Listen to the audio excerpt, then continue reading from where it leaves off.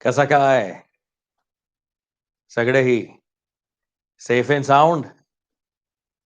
Very nice. चलिए शुरू करते हैं आज का एक और एक्साइटिंग लेक्चर, जिसमें हम कल जहां पे छोड़ा था वहीं से शुरू कर रहे हैं। हमने कल केनी-ज़ारो रिएक्शन आपको बताया था। मैं उसका थोड़ा सा रिकैप आपको बता देता हूं वापस, क्योंकि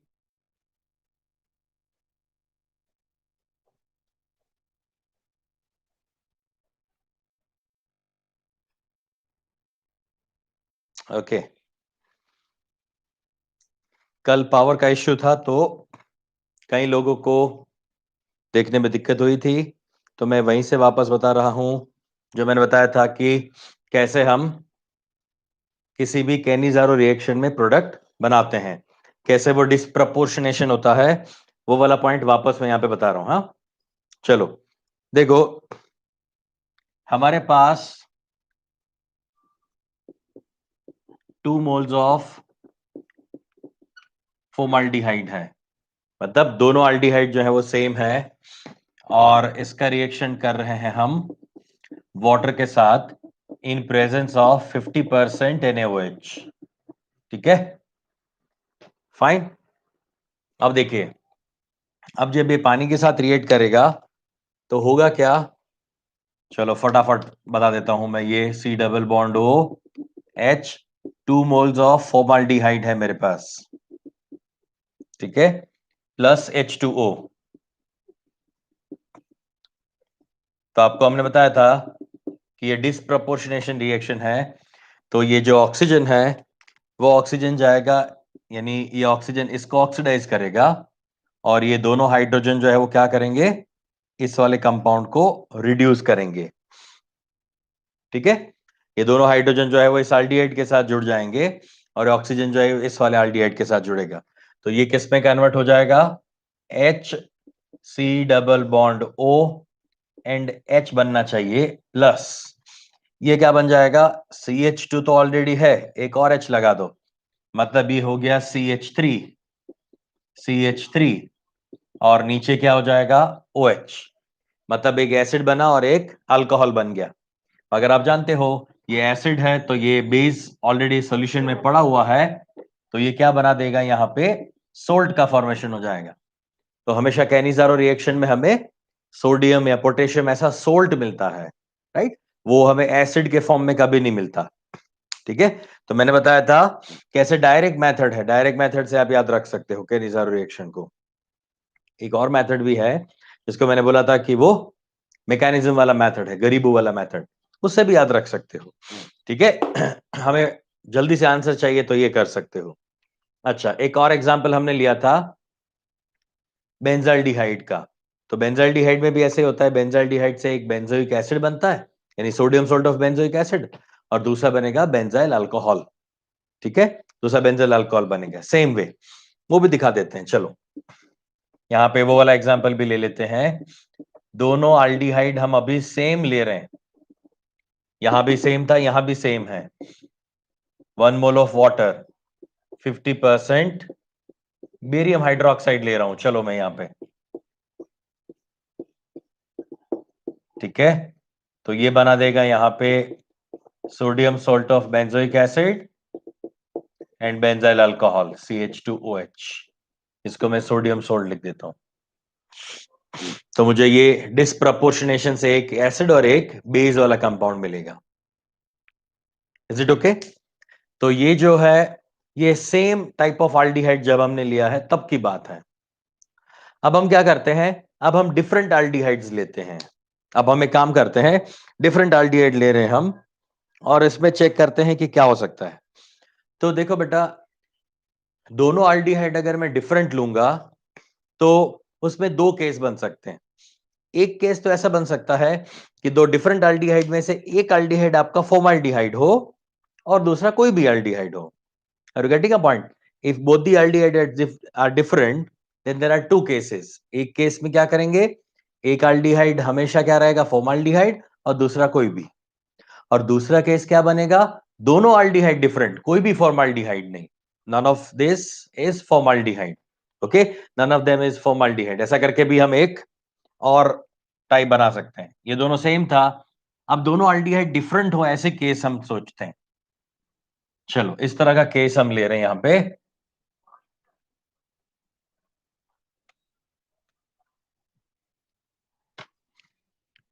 यहां पे लिख सकते हो आप, इफ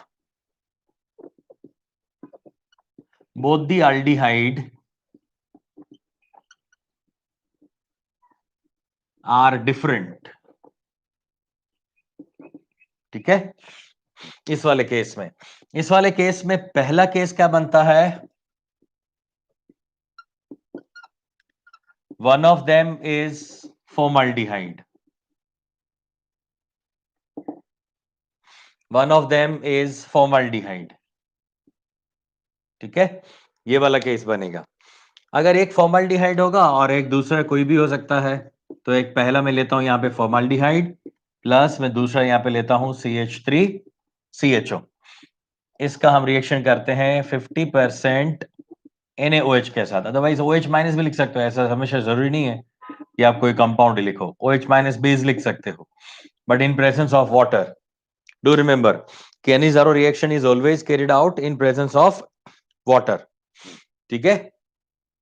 तो अब इस वाले केस में जो फॉर्माल्डिहाइड होगा वो हमेशा ऑक्सीडाइज होगा, क्योंकि फॉर्माल्डिहाइड ज्यादा रिएक्टिव है, तो वो क्या करेगा, जल्दी से ऑक्सीडाइज हो जाएगा। So always formaldehyde turns into formic acid, otherwise इस तरह का HCOO माइनस बन जाएगा। और दूसरे वाला जो आपका अल्डिहाइड है वो रिड्यूस होगा और बनाएगा कोई भी एक अल्कोहल, दो कार्बन है तो यहां पे बन जाएगा इथेनॉल, इसका बन गया इथेनॉल और इसका बन गया फॉर्मिक एसिड। अच्छा, नॉट ओनली दिस, अगर ये फॉर्माल्डिहाइड है और सामने में दूसरा अल्डिहाइड ले रहा हूं benzaldehyde, even though in presence of benzaldehyde also the formaldehyde undergo oxidation and aromatic aldehyde would be reduced, got it। तो हमेशा जब भी हम ऐसा मिक्सचर लेंगे, दोनों डिफरेंट अल्डिहाइड हैं, ऐसा मिक्सचर लेंगे जिसमें से एक फॉर्माल्डिहाइड हो, तो फॉर्माल्डिहाइड हमेशा ऑक्सीडाइज होगा due to its reactivity, it is more reactive. अच्छा, second second none of them is formaldehyde,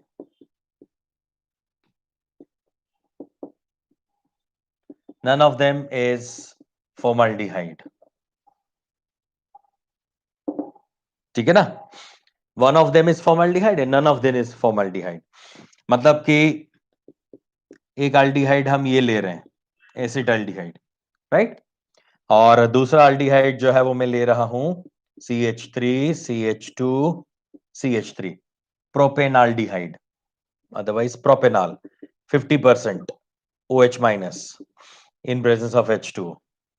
अब देखना, हाँ यहां पे क्या बनेगा, यहां पे फॉर्माल्डिहाइड नहीं है तो कोई टेंशन नहीं लेना है, फॉर्माल्डिहाइड अगर नहीं है तो, अगर फॉर्माल्डिहाइड होता तो हमें सिर्फ दो प्रोडक्ट मिलती थी, क्योंकि एक फॉर्माल्डिहाइड हमेशा एसिड में जाएगा, दूसरा जो है वो रिड्यूस हो जाएगा।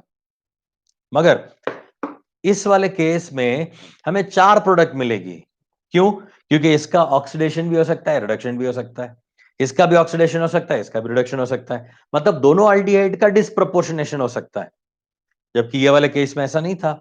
तो हमें यहाँ पे चार प्रोडक्ट मिलेगी, चारों प्रोडक्ट में लिख रहा हूं, पहले इसके दोनों प्रोडक्ट लिख लेते हैं, इसका ही ऑक्सीडेशन हो जाए और इसका ही रिडक्शन हो जाए। तो इसका ऑक्सीडेशन होगा तो क्या बनेगा, एसिटिक एसिड, और इसी का रिडक्शन होगा तो क्या बनेगा, इथेनॉल, ठीक है। तो वो दो प्रोडक्ट वो बन गई, CH3COO माइनस प्लस CH3CH2OH, ठीक है। और दो प्रोडक्ट कौन सी बन जाएगी, इस कंपाउंड का अगर ऑक्सीडेशन होता है तो ये प्रोपेनोइक एसिड में कन्वर्ट हो जाएगा, प्लस यही बनाएगा प्रोपेनॉल, प्रोपेनिक एसिड एंड प्रोपेनॉल। तो इस तरह से हमें 4 प्रोडक्ट्स मिल रही है। यहां पे हमें हमेशा क्या मिलेगा? 2 प्रोडक्ट्स।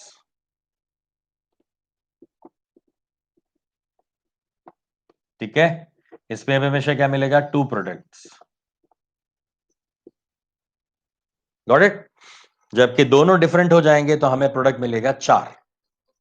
यहां पे आप ये भी ले सकते हो, एक एसिटाल्डिहाइड ले लिया, एक बेंजाल्डिहाइड ले लिया, तो एसिटाल्डिहाइड से 2 प्रोडक्ट और बेंजाल्डिहाइड से 2 प्रोडक्ट बनेगी। ठीक है, तो ये चीज बहुत काम की है, क्योंकि ज्यादातर ये एनसीईआरटी में खैर नहीं दिया हुआ है, मगर इसके बेस पे क्वेश्चन पूछा गया है। क्योंकि आपको ये पता है कि फॉर्मल्डिहाइड और किसी अल्डिहाइड की कंपैरिजन में ज्यादा रिएक्टिव है, तो इमीडिएटली क्या करता है वो? ऑक्सीजन के साथ रिएक्ट करके ऑक्सीडाइज हो जाएगा। Is it okay? ये क्लियर है इतना? So that's all about the Cannizzaro reaction with the different aldehyde. चलो अब डिस्कस करते हैं कि एक ही कंपाउंड के अंदर, जैसे कल हमने इंटरमोलिकुलर आल्डोल कंडेंसेशन देखा था ना, उसी तरह से मैं आपको बताता हूं इंटरमोलिकुलर आल्डोल कैसे, अरे केनिज़ारो कैसे होता है, इंटरमोलिकुलर केनिज़ारो कैसे होता है, वो चेक करते हैं। Are you done with this? Are you done with this? हो गया ये? जल्दी फटाफट देख लो।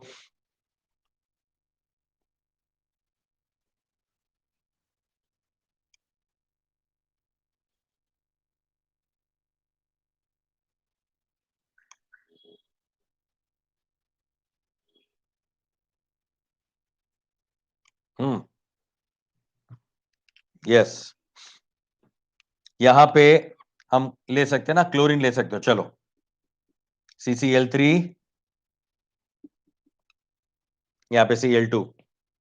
खैर, मगर यहां पे मैं सब्स्टिट्यूशंस लगा देता हूं, चलो मैं इसके साथ सब्स्टिट्यूशंस लगा देता हूं। CCl3, अदरवाइज हम C CH3 CH3 CH3 plus, यानी ये CHO प्लस, यहां पे ले सकते हैं हम CH3 CH3 CH3 CH3 CHO। चलो ऐसा कंपाउंड ले लेते हैं।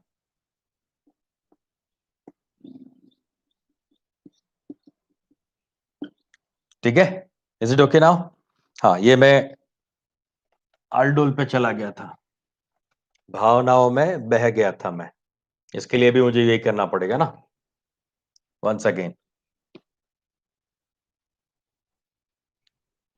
मैं अल्डोल अल्डोल दिमाग में चल रहा है। ठीक है, CCCH3 CH3 CH2OH। ओके, ठीक है, तो इससे बना दो आप 2 प्रोडक्ट्स। यहां पे बन गया आपका COO माइनस प्लस CH2OH और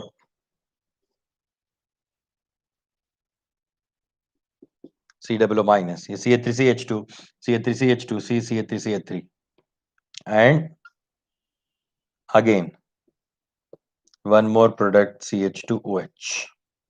ओके, तो यहां पे मुझे 4 प्रोडक्ट मिल जाएंगे। या वेरी नाइस, चलो thank you.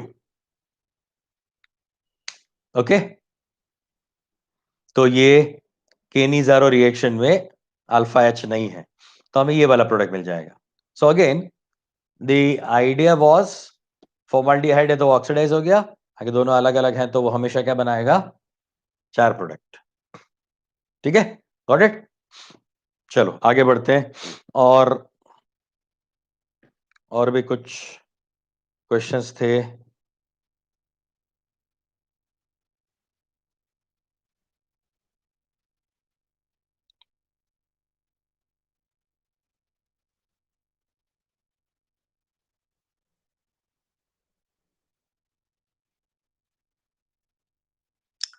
Still we have done the cross coupling with the formaldehyde and benzaldehyde only containing no alpha hydrogen. ठीक है, नहीं है उसमें फ्रेंड्स.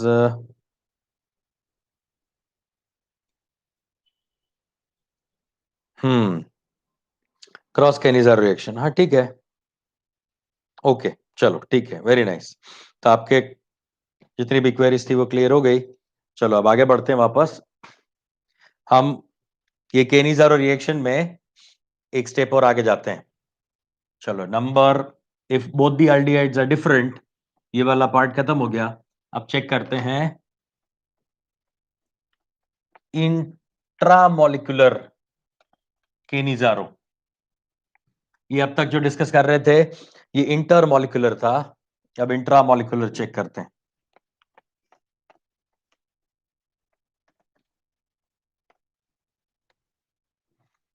मगर इंट्रामोलिकुलर शुरू करने से पहले मैं एक चीज और बताना चाहता हूं. यहां पे आप लोग एक टाइटल दे दो ATY के करके.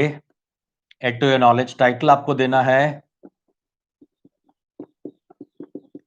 Reactivity of aldehyde and ketone. Right? Aldehydes and ketones. Fine. Reactivity of aldehydes and ketones. पहले ये चीज बता देता हूं, बाद में हम जाते हैं इंट्रामोलिकुलर में.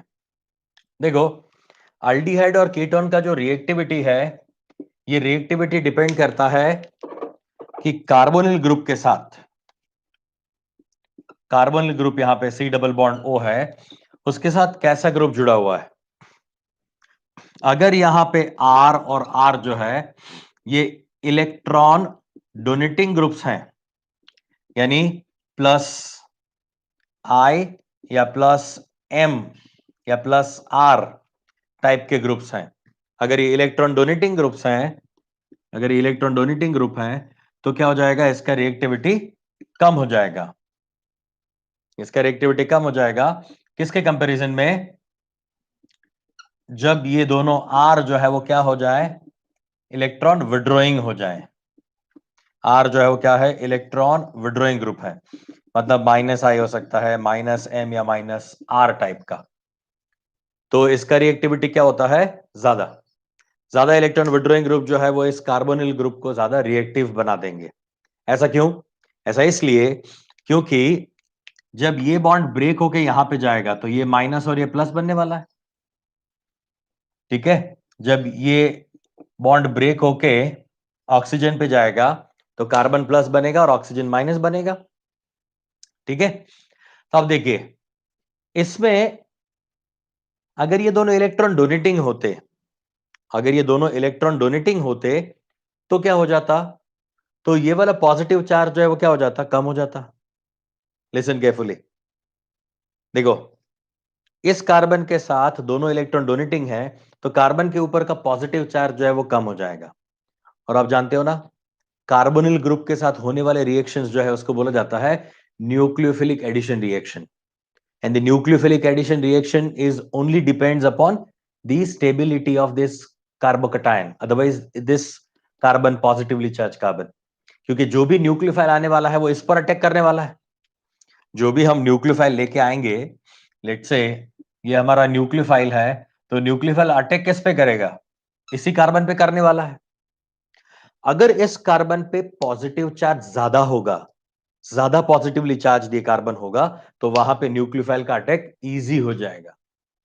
जबकि यहां पे क्या हो जाता है, कार्बन का जो पॉजिटिव चार्ज है वो कम हो जाता है due to electron donating R. इसलिए ये वाला रिएक्शन जो है वो क्या हो जाता है, वीक हो जाता है और इतना अच्छे से नहीं होता. जबकि यहां पे ये दोनों आर इलेक्ट्रॉन विड्रॉइंग है, तो वो क्या करेंगे, इस पॉजिटिव चार्ज को और ज्यादा डेंस बनाएंगे, जिससे ये वाला रिएक्शन जो है वो क्या होगा, इजीली हो पाएगा. ठीक है, तो अब हम एग्जांपल लेते हैं. यहां पे मान लीजिए हमारे पास है यहां पे CH3, C double bond O and CH3. चलिए ये चेक कीजिए, ये दोनों CH3 ग्रुप कैसे हैं, इलेक्ट्रॉन डोनेटिंग है क्या, यस. ये है कौन, कीटोन. ठीक है, और यहां पे एग्जाम्पल के तौर पे ले रहा हूं मैं कोई एक एल्डिहाइड, एसिटाल्डिहाइड लिया मैंने। तो एसिटाल्डिहाइड में क्या होता है, ये एक ही इलेक्ट्रॉन डोनेटिंग है। ये H तो ना तो इलेक्ट्रॉन डोनेट करता है ना तो विड्रॉ करता है। तो यहां पे तो एक ही इलेक्ट्रॉन डोनेटिंग आया ना, इस एल्डिहाइड में एक ही डोनेटिंग ग्रुप आया, तो एल्डिहाइड का डेफिनेटली रिएक्टिविटी क्या हो जाएगा, ज्यादा हो जाएगा। So do remember this, aldehydes are always more reactive as compared to ketones. As compared to ketones, they are more reactive. ठीक है। और अगर इसमें भी अल्डिहाइड में भी मैं ऐसा करता हूं कि दोनों हाइड्रोजन ले लेता हूं मैं, यानी मैंने लिया फॉर्माल्डिहाइड, मैंने फॉर्माल्डिहाइड लिया,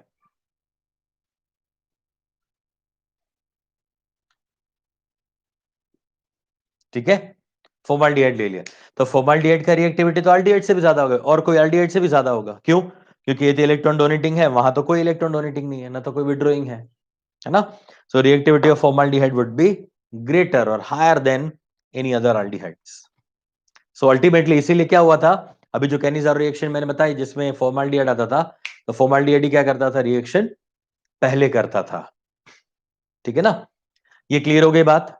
reactivity of aldehyde in ketones done है। यहां पे कोई डाउट है क्या?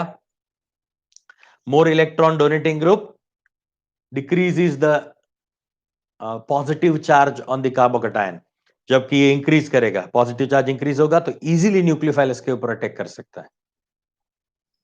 इज इट ओके ना?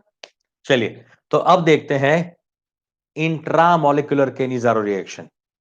ओके, चलो वापस, किसी ने कुछ पूछा है? The aldehyde have one donor while the ketone, okay ठीक है, चलो वेरी नाइस। ये था आपका add to your knowledge, ATY के था, हो गया ना ये। चलो आगे बढ़ते हैं। देखो, अगर हमारे पास कोई ऐसा कंपाउंड है, यहां पे मैं वापस लिख रहा हूं ये इंट्रामोलिकुलर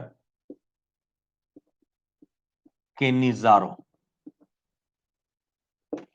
इंट्रामोलिकुलर कैनिज़ारो, इसमें देखना एक एग्जांपल मैं ऐसा ले रहा हूं,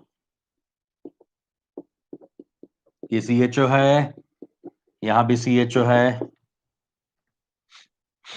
राइट, इसका नाम है थेलाल्डिहाइड। ये थैलिक एसिड का अल्डिहाइड है, इसके इसको बोलते हैं थेलाल्डिहाइड, थेलाल्डिहाइड, राइट। इसका रिएक्शन करते हैं हम 50% OH माइनस के साथ, इसमें भी अल्फा कार्बन पे H नहीं है, तो मुझे प्रोडक्ट क्या मिलना चाहिए, एक CHO जो है वो कन्वर्ट हो जाएगा CH2OH में, और दूसरा कन्वर्ट हो जाएगा COOH में। एक बन जाएगा एसिड और दूसरा अल्डिहाइड बन जाएगा अल्कोहल। जो दो अलग अलग अल्डिहाइड के साथ होता था ना, वो एक ही अल्डिहाइड कंपाउंड के साथ हो गया, एक का रिडक्शन एक का ऑक्सीडेशन। अच्छा, ये दोनों तो क्या थे, अल्डिहाइड्स थे। अगर ऐसा कंपाउंड हो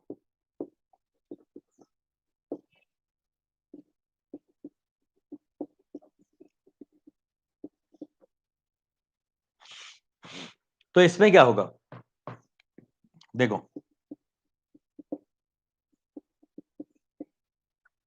इसमें भी हम ऐसा एग्जांपल लेते हैं जहां पे अल्फा एच नहीं हो, वरना आपको वो कंफ्यूजन वापस रहेगा। चलिए ऐसा एग्जांपल ले लिया मैंने। अब क्या होगा, अब यहाँ पे कीटोन है और ये आपका अल्डिहाइड ग्रुप है, तो अभी हमने बताया कि अल्डिहाइड ज्यादा रिएक्टिव होता है, तो अल्डिहाइड क्या हो जाएगा, ऑक्सीडाइज हो जाएगा, और आपका कीटोन वाला पार्ट जो है वो क्या हो जाएगा, रिड्यूस हो जाएगा। ये रिड्यूस हो गया और ये हो जाएगा oxidised. Are you getting a point? Because aldehyde is more reactive, so it undergo oxidation, whereas ketone undergo reduction. कुछ नहीं करना है, पानी ऐड करना है। देखो यहां भी हमने पानी ही ऐड किया, ऑक्सीजन इसको दे दिया तो क्या बन गया, COOH यानी COO, और 2 हाइड्रोजन थे, एक हाइड्रोजन इसको मिल गया, एक हाइड्रोजन इसको मिल गया वाटर मॉलिक्यूल से। होता तो वही है, होता तो कैनिजारो में वाटर मॉलिक्यूल जो है वही टूटता है। यहां पे भी अगर हम H2O ले लें, यहां भी H2O ले लें, तो इसका एक O यहां पे आ गया तो एसिड बन गया, 2 H यहां पे डाल दो तो अल्कोहल बन गया। यहां भी वही हो रहा है, मतलब कोई डिफरेंस नहीं है इसमें। ये तो सिर्फ क्या है, हमें अलग अलग टाइप्स के रिएक्शंस चेक करने। तो ये है इंट्रा मॉलिक्यूलर केनिजारो रिएक्शन। आगे बात समझ में? कहीं पे किसी को कोई दिक्कत है क्या? कोई भी डाउट हो तो पूछ लो। डन। चलो अब इसके मैकेनिज्म पे जाते हैं। मैकेनिज्म क्या है, कैसे ये एल्डिहाइड का फॉर्मेशन होता है, या फिर एल्डिहाइड और एल्डिहाइड जो है वो कैसे एसिड और अल्कोहल में कन्वर्ट होता है। फटाफट मैकेनिज्म ऑफ केनिजारो रिएक्शन।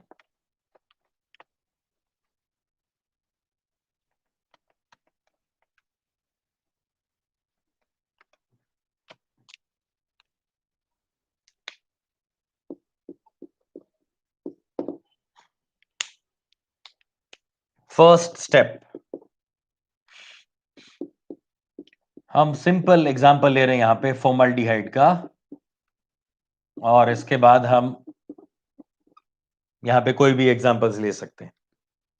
चलिए, आपको पता है कि बेसिक मीडिया में रिएक्शन हो रहा है, तो बेसिक मीडिया के लिए मैंने आपको क्या एक ट्रिक बताई थी, डीएनए प्रो। कल बताया था ना मैंने, ये डीएनए प्रो है ना। अब देखो यहां पे डी प्रोटोनेशन के लिए OH माइनस तो अवेलेबल है, मगर इसके पास अल्फा एच है ही नहीं, अल्फा एच ही नहीं है। अल्फा एच अगर नहीं है तो यहां पे ये डी प्रोटोनेशन तो नहीं होने वाला। मतलब आल्डोल कंडेंसेशन में जो डी प्रोटोनेशन होके हो रहा था, तो यहां पे तो डी प्रोटोनेशन का तो कोई चांस ही नहीं है, क्योंकि अल्फा एच ही नहीं है। तो ये वाला पार्ट तो यहां से हट गया, तो क्या बचा, न्यूक्लियोफिलिक अटैक एंड प्रोटोनेशन। चलो चेक करते हैं। न्यूक्लियोफिलिक अटैक का मतलब है नेगेटिवली चार्ज जो पार्टिकल है वो पॉजिटिव कार्बोकटायन पे जाएगा। मतलब इस OH को मैं इसके ऊपर अटैक कराऊंगा, इस कार्बन के ऊपर, ठीक है, और ये बॉन्ड जो है वो ब्रेक होके ऊपर चला जाएगा। So I will get this O minus, यहां पे OH और यहां पे H। ठीक है, इतना क्लियर है। ये क्या होता है, हमेशा 2 मोल्स होता है, तो सेकेंड मोल जो है वो एल्डिहाइड का यहां पे लिख रहा हूं मैं, ये सेकेंड मोल ऑफ एल्डिहाइड है। ये भी, ये माइनस बनेगा, ये प्लस बनेगा, ये वाला बॉन्ड जो है वो ब्रेक हो जाएगा। ठीक है, इस तरह से होगा ये। अब देखना इसमें होता क्या है, इसमें ये वाला जो हाइड्रोजन है वो एज H माइनस हाइड्राइड के फॉर्म में, हाइड्राइड के फॉर्म में इस कार्बन पर अटैक करेगा। इसको बोला जाता है हाइड्राइड शिफ्ट।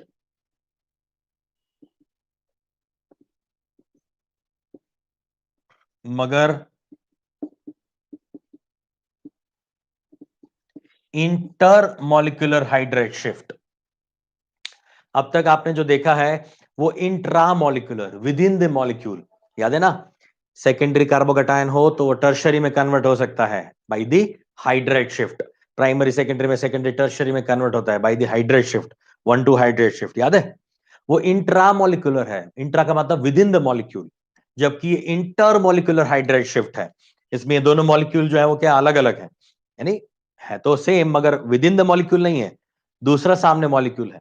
तो यहां से हो रहा है हाइड्राइड शिफ्ट, और हाइड्राइड शिफ्ट होके हमें ऐसा कंपाउंड मिलता है, ये हो जाएगा HC, यहां पे माइनस, यहां पे OH, ये प्लस, प्लस ये हो जाएगा H, ये H एंड OH।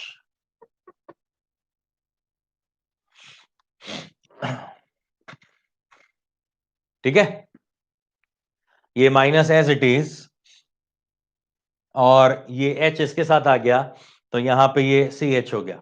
अब देखो, अब यहां पे क्या है, प्लस और यहां पे माइनस, मतलब वो किस में कन्वर्ट होने वाला है, डबल बॉन्ड में। तो मैं सेकंड स्टेप में ये चीज दिखा सकता हूं, सेकंड स्टेप में दिखा सकता हूं मैं कि ये HCO माइनस H प्लस यहां पे OH प्लस ये HCO माइनस HH, ये एज इट इज रहेगा। यहां पे क्या हो जाएगा, प्लस और माइनस के बीच में double bond, so it becomes carboxylic acid. ये HCO माइनस HNH, ठीक है, यहां पे डबल बॉन्ड फॉर्मेशन हो गया। ये क्या हुआ, न्यूक्लियोफिलिक अटैक हुआ। अब क्या होगा, अब इसी स्टेप में दिखा देता हूं मैं, इससे ही आगे एक स्टेप दिखा देता हूं। इस स्टेप में होगा प्रोटॉन ट्रांसफर। ये वाला H प्लस जो है वो जाएगा इस ऑक्सीजन के पास, इसको बोलेंगे हम प्रोटॉन शिफ्ट, अदरवाइज प्रोटोनेशन। ये प्रोटोनेशन हो गया, प्रोटॉन शिफ्ट हो गया। तो ये H C double bond O and O minus plus ये हो जाएगा CH3OH। Is it okay? वापस से देखो फटाफट, पहले क्या हुआ, न्यूक्लियोफिलिक अटैक हुआ, अटैक होने से ये बन गया। अब दूसरा मॉलिक्यूल आल्डिहाइड का ऑलरेडी वहां पे अवेलेबल है, तो अभी हाइड्राइड क्या होगा, यहां पे शिफ्ट होके हाइड्रेट शिफ्ट होके बना देगा कुछ इस तरह का कंपाउंड। ये तो आपका ऑलरेडी अल्कोहल जैसा बन गया, ये अभी एसिड नहीं है। अब वो एसिड सेकंड स्टेप में बनेगा, यहाँ पे डबल बॉन्ड बन गया तो एसिड आया। और अब ये एसिड जो है वो क्या करेगा, इस पे प्रोटॉन का शिफ्ट करेगा, प्रोटोनेशन करेगा, तो क्या बन जाएगा वो, ये अल्कोहल बन गया और खुद क्या बन गया, HCOO माइनस, HCOO माइनस। ये माइनस साइन को सेटिस्फाई करने के लिए जो भी आपका बेस होगा, NaOH, KOH, Na2CO3 वॉटेवर, उसका सोडियम या पोटेशियम आयन यहां पे लग जाएगा, तो इसका ये सोल्ट बन गया। Is it okay? ये वाला मैकेनिज्म समझा? मैकेनिज्म में सबसे काम की चीज ये है hydrate shift, intermolecular hydrate shift, ठीक है। और वही प्रोसेस, यानी वो वाला स्टेप ही, यानी ये वाला स्टेप ही क्या है, RDS है। ये वाला स्टेप ही रेट डिटरमिनिंग स्टेप है, ये फर्स्ट स्टेप। तो अब मैं बोल सकता हूं कि यहां पे रेट कितनी चीजों के साथ प्रोपोर्शनल है, एक तो आपका आल्डिहाइड यानी फॉर्माल्डिहाइड, जो फॉर्माल्डिहाइड है, इसी स्टेप में दोनों फॉर्माल्डिहाइड यूज हो जाते हैं, एक ये और एक ये, दोनों यूज हो गए तो 2। और साथ साथ में क्या यूज हो रहा है, OH माइनस, OH माइनस भी यूज हो रहा है, देखो इसी रिएक्शन में दोनों आल्डिहाइड यूज हो गए और एक आपका बेस भी यूज हो गया। तो अल्टीमेटली ऑर्डर ऑफ रिएक्शन जो है वो क्या हो जाएगी, 3। ये थर्ड ऑर्डर रिएक्शन हो जाएगा, क्यों, क्योंकि यहां पे इनका पावर का सम जो है वो क्या आता है, 3। So the Cannizzaro reaction is third order reaction, aldol reaction is second order reaction, Cannizzaro is third order reaction. Is it okay? ये क्लियर हो बेटा सबको, राइट? तो अब देखो, अब यहां पे आपका वो क्वेश्चन का आंसर भी मिल जाएगा। शायद आपको क्वेश्चन ये हुआ होगा ना कि हमने जब वो डिफरेंट आल्डिहाइड लिए थे और उसमें एक फॉर्माल्डिहाइड था, तो फॉर्माल्डिहाइड ही क्यों एसिड में कन्वर्ट होता है। तो देखो यहां पे मान लो यहां पे मैंने फॉर्माल्डिहाइड भी लिया होता और एसिटाल्डिहाइड भी लिया होता, दोनों लिए होते, लेट सपोज यहाँ पे फॉर्माल्डिहाइड भी है और एसिटाल्डिहाइड भी है। अभी मैंने 80/K में क्या लिखवाया, which one is more reactive, formaldehyde is more reactive. या फिर यहाँ पे एसिटाल्डिहाइड नहीं, मैं बोल रहा हूँ यहाँ पे कोई भी नॉन अल्फा हाइड्रोजन वाला कोई भी, यानी 3 मिथाइल ऐसा कोई करके ले लिया होता हमने, यानी 2 डाई मिथाइल प्रोपेनॉल ऐसा कंपाउंड लिया होता जिसमें अल्फा एच ना हो, जो एग्जाम्पल लिया था हमने। अदरवाइज बेंजाल्डिहाइड ले लो ना, बेंजाल्डिहाइड ले लिया होता, फॉर्माल्डिहाइड लिया होता, तो फॉर्माल्डिहाइड ज्यादा रिएक्टिव है किसी और आल्डिहाइड के कंपेरिजन में। तो ये OH पहले किस पर अटैक करता, फॉर्माल्डिहाइड पे, फॉर्माल्डिहाइड पे अटैक करता तो ये बनता, बाद में वही हाइड्रेट शिफ्ट करता, या तो कोई भी एल्डिहाइड ले लो जिसपे अल्फा एच ना हो, कोई भी एल्डिहाइड ले लो, तो हाइड्रेट शिफ्ट तो होने वाला ही है। और अल्टीमेटली जाके इवेंचुअली क्या हो रहा है, ये वाला जो कंपाउंड है वही तो जाके एसिड में कन्वर्ट हो रहा है, वही तो एसिड बन रहा है। तो जो ज्यादा रिएक्टिव एल्डिहाइड होगा वो चांसेस है कि किस में कन्वर्ट हो जाए, एसिड में। और फॉर्माल्डिहाइड है तो ऑब्वियसली फॉर्माल्डिहाइड ही हो जाएगा कन्वर्ट। अब क्लियर हो गया? तो ये मैकेनिज्म इसलिए काम का है, या काम का होता है ये मैकेनिज्म, कि आपको पता चले कि क्यों सिर्फ फॉर्माल्डिहाइड रिएक्ट कर रहा है, क्यों कोई और एल्डिहाइड जो है वो एसिड में नहीं जा रहा है, वो समझने के लिए ये जरूरी होता है। अदरवाइज डायरेक्ट प्रोडक्ट आप बना सकते हो, डायरेक्ट प्रोडक्ट तो बन जाएगा। Are you getting a point? Right. Mechanism अब तक, ये ऑर्डर ऑफ रिएक्शन अब तक जेईई और नीट में नहीं पूछा गया है। डायरेक्ट क्वेश्चन इंटीजर टाइप वाला क्वेश्चन था एडवांस लेवल में, वहां पे ये पूछा था। उसमें 3 आपको मार्क करना था कि order of reaction of Cannizzaro और इंटरमोलिकुलर इंट्रामोलिकुलर कोई भी कैनिजारो ले लो, वो क्या होता है? थर्ड ऑर्डर रिएक्शन होता है। ठीक है। अच्छा, एक चीज और नोट करके लिख लो, या फिर 80 के करके एक चीज और लिख लो। If we are using 100% base, 100% NaOH, 50% नहीं, 100%, 100% अगर आप ले लोगे ना OH माइनस, तो केनिजारो रिएक्शन जो है वो हो जाएगी फोर्थ ऑर्डर रिएक्शन, हो जाएगी फोर्थ ऑर्डर रिएक्शन, क्योंकि 100% में ये OH माइनस वापस से यूज होगा इसी स्टेप में, इसलिए वो क्या हो जाता है? फोर्थ ऑर्डर स्लोएस्ट स्टेप में 2 OH और 2 ये एल्डिहाइड यूज होंगे, तो फोर्थ ऑर्डर रिएक्शन वो हो जाएगी। मगर खैर वो तो बहुत एक्सट्रीम केस हो गया, वो तो अब तक एडवांस लेवल में भी नहीं पूछा गया है। तो मगर फिर भी मेरा फर्ज बनता है कि आपको बता दें कि अगर 50% है तो क्या होगा। 10% बता दिया मैंने, 50% में कैनिजारो, 10% में अल्डोल और 100% में extreme Cannizzaro, fourth order reaction, जो कि बहुत ही रेयर है, बहुत ही रेयरेस्ट है, क्योंकि थर्ड ऑर्डर होना भी बहुत मुश्किल है। आपको बताया ना बेटा, order of reaction is nothing but the number of particles reacting in a single step. Look, in a single step the number of particles, the number of molecules are reacting. तो अब 3 रिएजेंट का एक साथ react होना, सही orientation से ये सारी चीजें होना बहुत मुश्किल है, रेयर ऑफ द रेयर ये रिएक्शन होती है। ठीक है, तब तो फोर्थ ऑर्डर तो और ज्यादा दिक्कत वाला हो जाएगा। फोर्थ ऑर्डर में तो 4 कंपोनेंट या 4 कंपाउंड एक साथ एक ही टाइम पे सही ओरिएंटेशन से रिएक्ट करने चाहिए। तो ऑर्डर ऑफ रिएक्शन जो है वो 1 2 मैक्सिमम होती है, थर्ड ऑर्डर रेयर होती है, जबकि फोर्थ ऑर्डर तो रेयरेस्ट है, कम से कम होती है, ऐसी बहुत ही कम रिएक्शन है। Is it okay? ये क्लियर हो गया सबको बेटा? राइट। तो ये केनीजारो रिएक्शन था, बहुत ही अच्छा रिएक्शन, ब्यूटीफुल। Got it? मिटा दे इसको अब। चलिए आगे बढ़ते हैं। हमने बन्ना चोर में सी तक पहुंच गए हैं। CH यानी अब हेलोफॉर्म रिएक्शन कर रहे हैं, CHOR।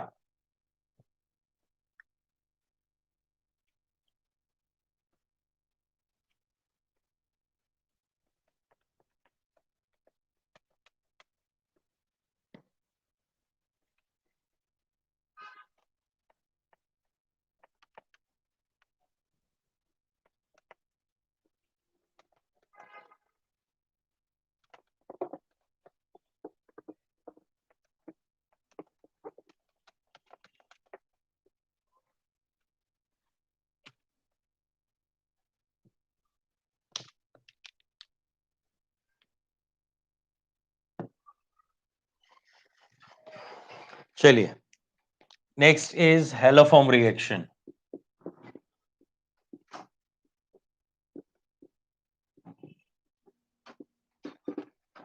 देखो हेलोफॉर्म रिएक्शन में एक्चुअल में क्या होता है?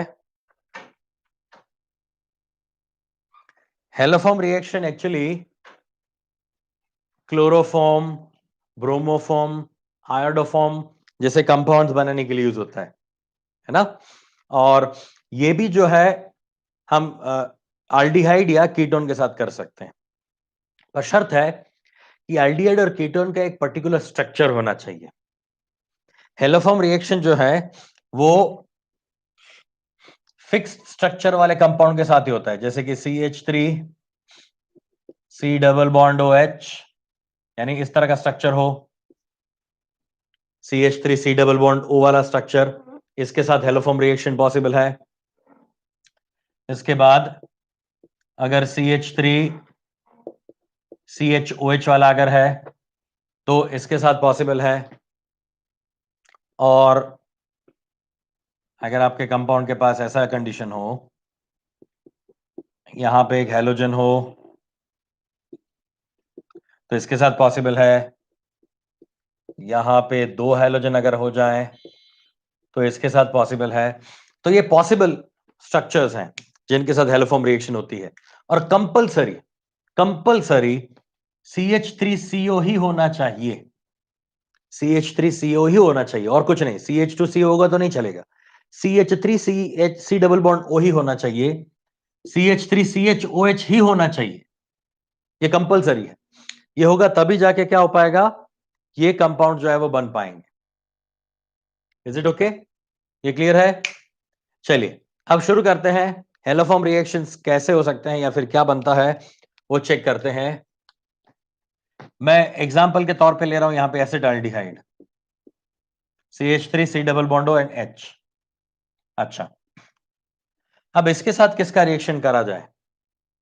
तो हेलोफॉर्म रिएक्शन में NaOH यूज कर सकते हो और आप Na2CO3 यूज कर सकते हो, और इस NaOH और Na2CO3 के साथ क्या होता है, Br2 यूज किया जाता है, ब्रोमीन। NaOH एंड Br2 या फिर Na2CO3 एंड Br2। तो इससे क्या बनता है, NaOBr बन जाता है। एक्चुअली सोडियम हाइड्रोक्साइड और Br2 यूज होके क्रिएट करके क्या बनाएंगे, NaOBr। Na2CO3 Br2 का रिएक्शन होगा तो क्या बनाएगा, NaOBr। तो ये वाला जो है वो भी हेलोफॉर्म रिएक्शन का ही एक रिएजेंट है।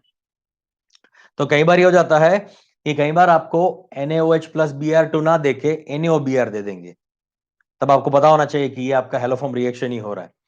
अब इस रिएक्शन के अंत में हमें प्रोडक्ट क्या मिलने वाला है, तो प्रोडक्ट हमें कुछ ऐसा मिलेगा, ये जो CH3 है वो कन्वर्ट हो जाएगा CHBr3 में। अगर यहां पे मैंने Br2 लिया है तो ये CHBr3 मतलब ब्रोमोफॉर्म बन जाएगा। Cl2 लिया होता तो क्लोरोफॉर्म बन जाता, I2 लिया होता तो आयोडोफॉर्म बन जाता। जो भी लिया था उसके अकॉर्डिंगली वहां पे मुझे हेलोफॉर्म बन जाता। ठीक है ना? प्लस ये वाला जो एक कार्बन है वो अब COO माइनस में कन्वर्ट हो चुका होगा, यानी इसका एसिड बन जाएगा, और ये जो है CH3 वो कन्वर्ट हो जाएगा हेलोफॉर्म में। Is it okay?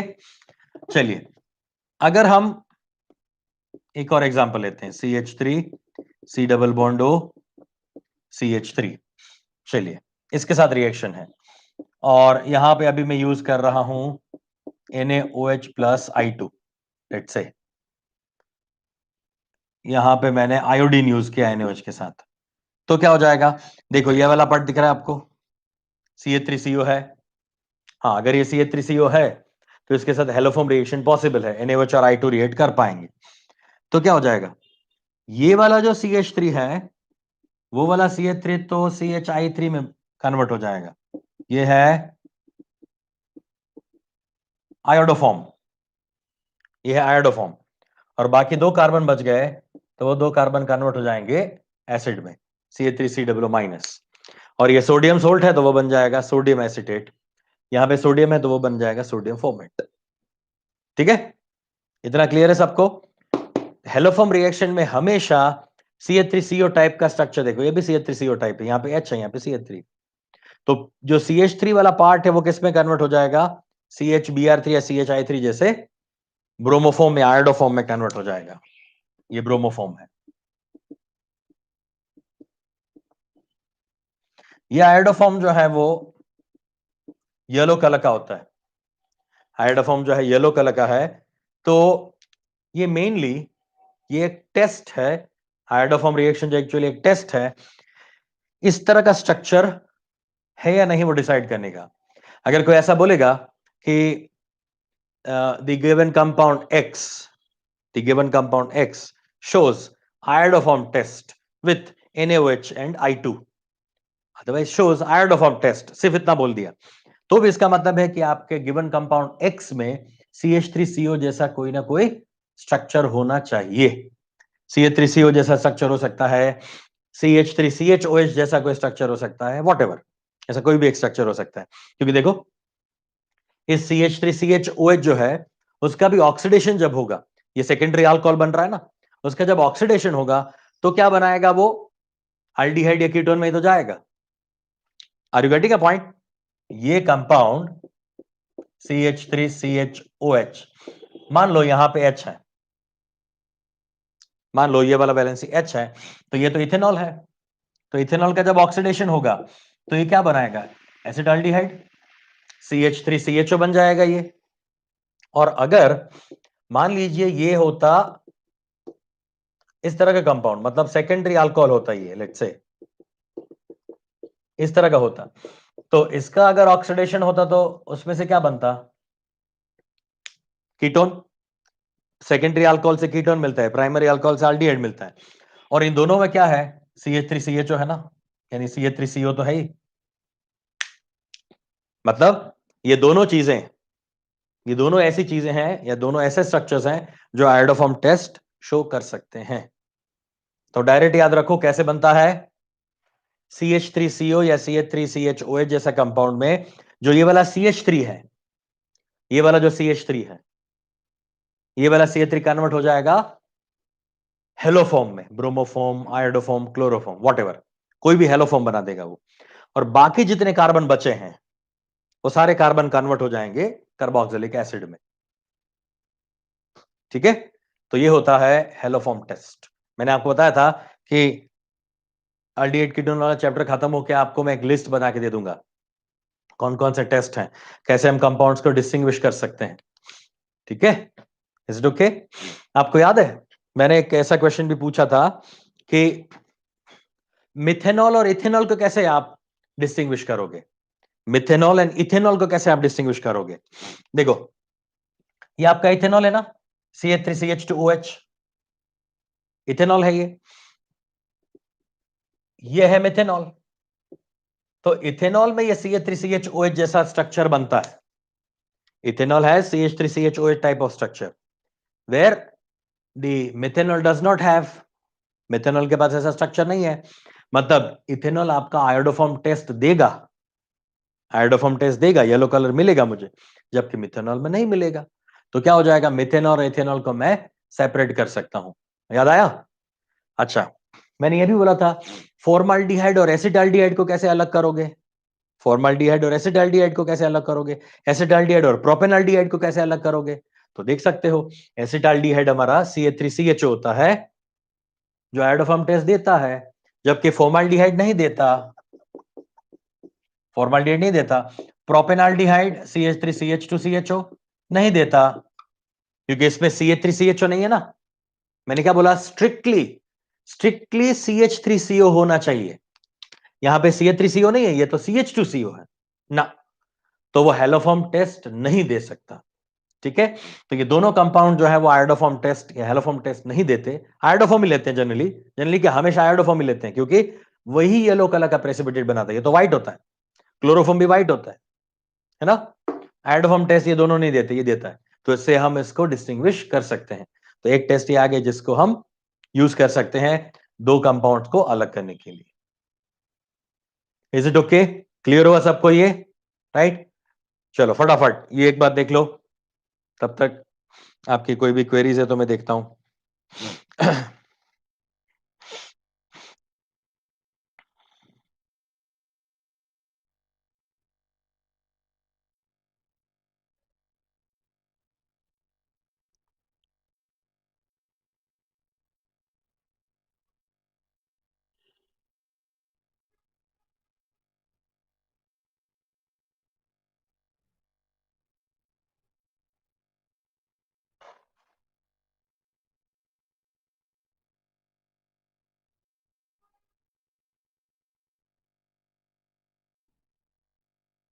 ओके चलो ठीक है।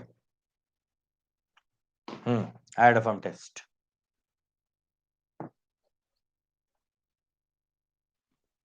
बता दे।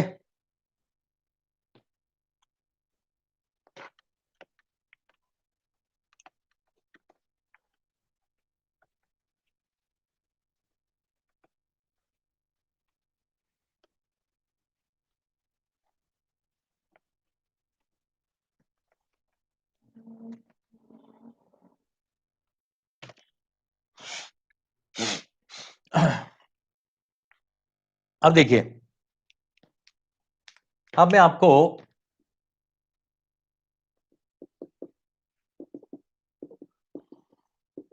Limitations of the limitations of aldehyde sorry aldol and Cannizzaro बता रहा हूं.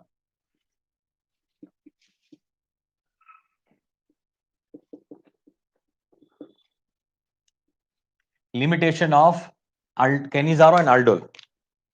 aldol एंड केनिजारो रिएक्शन का लिमिटेशन क्या है वो चेक करते हैं. तो सबसे पहले मैं एक स्ट्रक्चर बना रहा हूं. 2 एग्जांपल है वही आपको याद रखने हैं.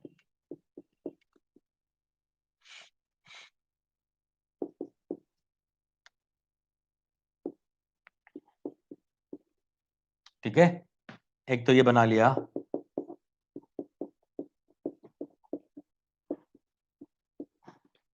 और दूसरा स्ट्रक्चर ये बना लिया. चलिए, अब आपको यहां पे बोला गया है कि आप इसका OH माइनस के साथ रिएक्शन करो. कितने परसेंट वॉट ऐसा कुछ मेंशन नहीं किया है इन्होंने. सिर्फ ये बोला गया कि इसके साथ आप OH माइनस यानी बेस का रिएक्शन कराओ. तो कभी भी परसेंटेज से याद मत रखो कि 10% OH माइनस है तो वो aldol देगा, 50% है तो वो केनिजारो देगा. ऐसा मत याद रखो. ऐसा याद रखो बेस के प्रेजेंस में अगर अल्फा एच है तो aldol, अल्फा एच नहीं है तो केनिजारो.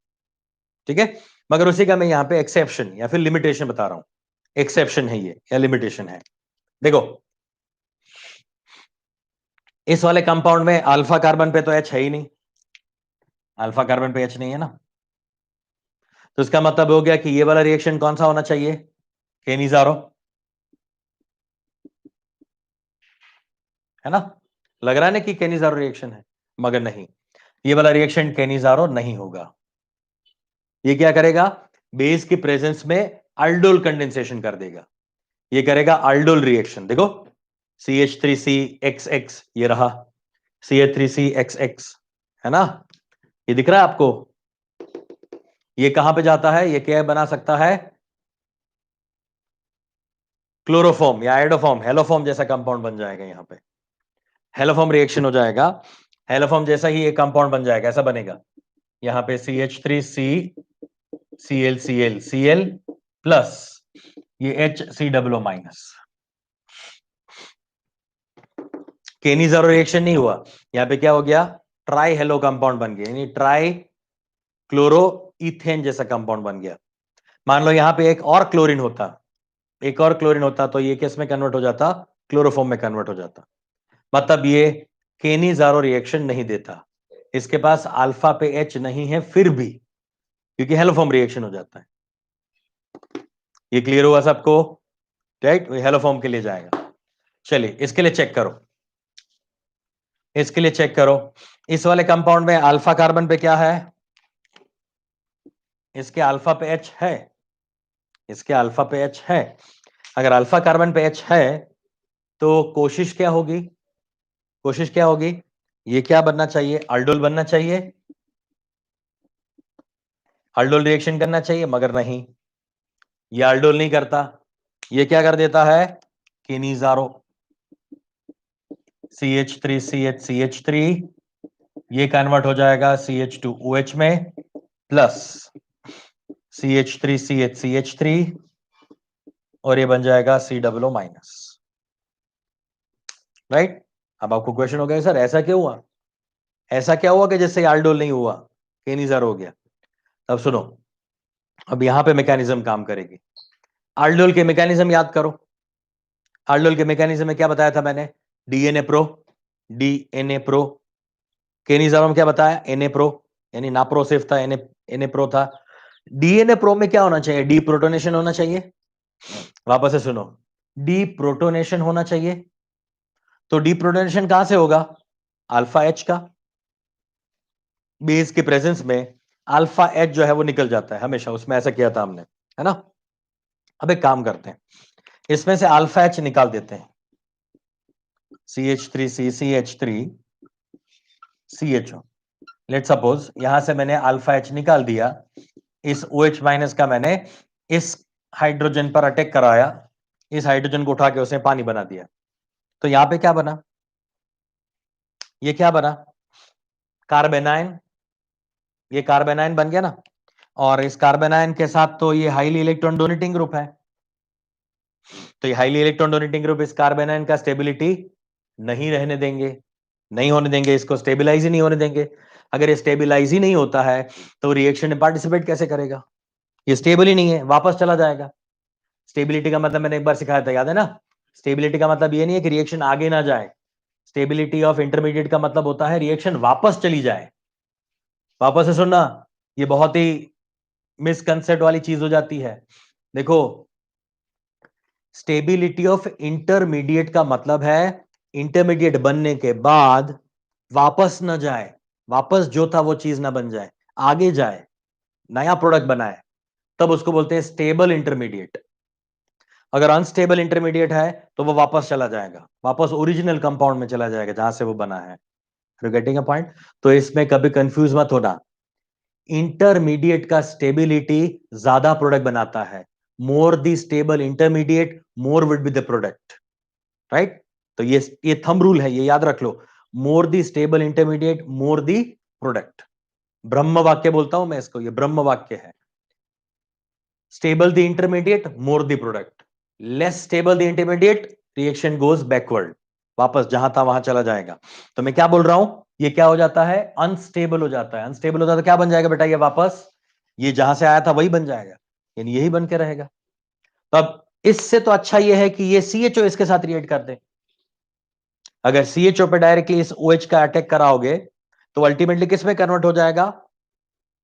आपके एसिड में या फिर अल्कोहल में। Are you getting a point? ये बात समझ में आई?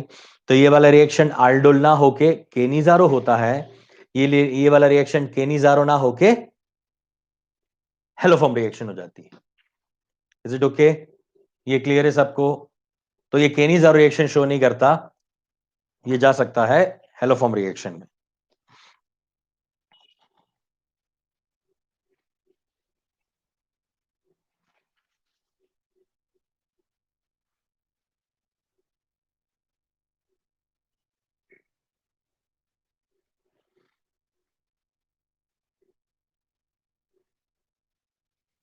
आपकी लाइव कमेंट्स चली गई।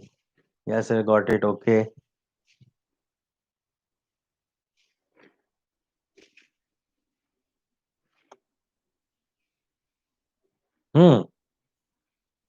सही है। उसके पास अल्फा एच होते हुए भी क्या होता है, वो अल्डोल नहीं करता, कैनिजारो हो जाता है। ओके।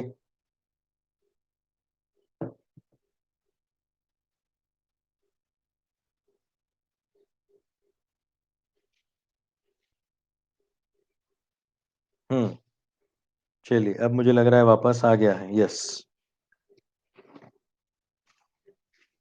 मिटा दे इसको। तो ये एक लिमिटेशन के फॉर्म में या फिर एक्सेप्शन के फॉर्म में याद रख लो यार, राइट? ये काम की चीज है सारी।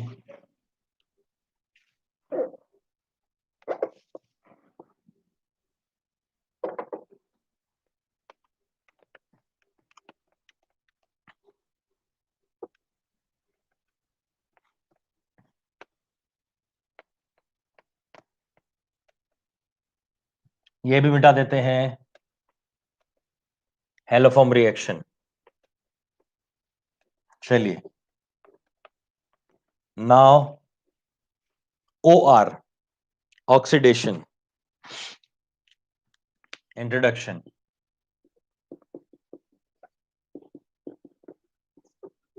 ऑक्सीडेशन ऑफ एल्डिकिटी, oxidation of aldehyde and ketones. तो यहां पे हम मेनली 3 ऑक्सीडेशन देखने वाले हैं। 3 टाइप का ऑक्सीडेशन है। 2 ऑक्सीडेशन, यानी तीनों ऑक्सीडेशन खैर आपने तो पढ़ लिए हैं, मगर 2 ऑक्सीडेशन जो है वो बहुत ही वेल नोन, रीनोन है। एक है आपका टॉलेंस रिएक्शन और दूसरा है फेलिंग। टॉलेंस और फेलिंग है। और तीसरा जो आता है KMnO4 के साथ वाला रिएक्शन है, वो है पॉपॉफ्स। पॉपॉफ्स ऑक्सीडेशन, या फिर ऑक्सीडेशन में पॉपॉफ्स रूल जो है वो अप्लाई होता है। ठीक है, वो वाला हमें देखना है। तो पहले मैं टॉलेंस और फेलिंग वाला रिएक्शन फटाफट बता देता हूं।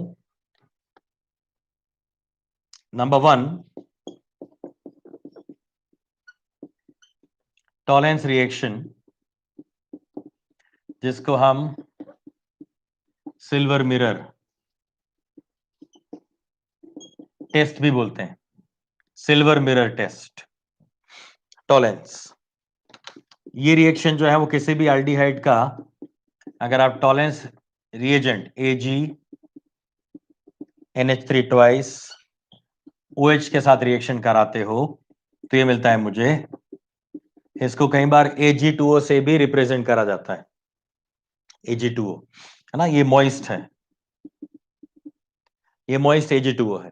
याद आया, मॉइस्ट Ag2O से हमने अल्काइल हैलाइड से अल्कोहल बनाया था, और ड्राई से हमने अल्काइल हैलाइड से बनाया था ईथर सॉरी, ईथर बनाया था। यहाँ पे वापस मॉइस्ट Ag2 आता है जो एल्डिहाइड के साथ है, हैलाइड के साथ नहीं, अल्काइल हैलाइड नहीं, एल्डिहाइड है। तो एल्डिहाइड को वो कन्वर्ट कर देता है ऑक्सीडेशन करके, किसमें, कार्बोक्सिलिक एसिड में, प्लस यहां पे सिल्वर, अमोनिया एंड वाटर, इतनी चीजें हमें मिल रही है।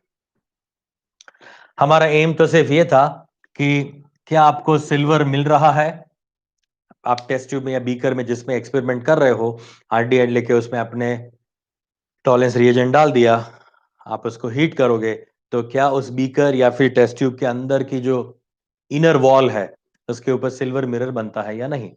अगर सिल्वर मिरर बन गया, अगर सिल्वर मिरर बन गया तो ये आपका अल्डिहाइड कंफर्म है। ये अल्डिहाइड कौन कौन सा हो सकता है, ये अल्डिहाइड हो सकता है एलिफेटिक या फिर aromatic,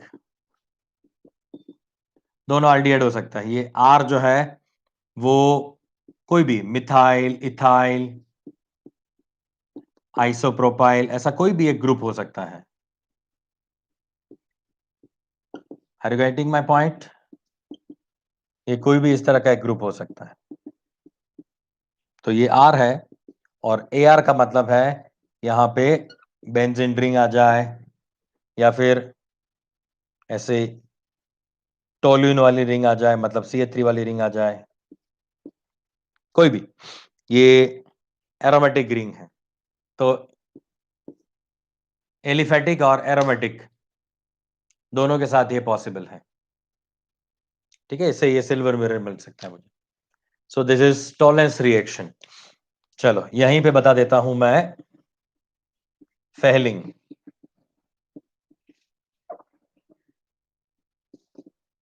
Fehling reaction, Fehling reaction में क्या होता है, इसमें दो सॉल्यूशन है, Fehling A and Fehling B.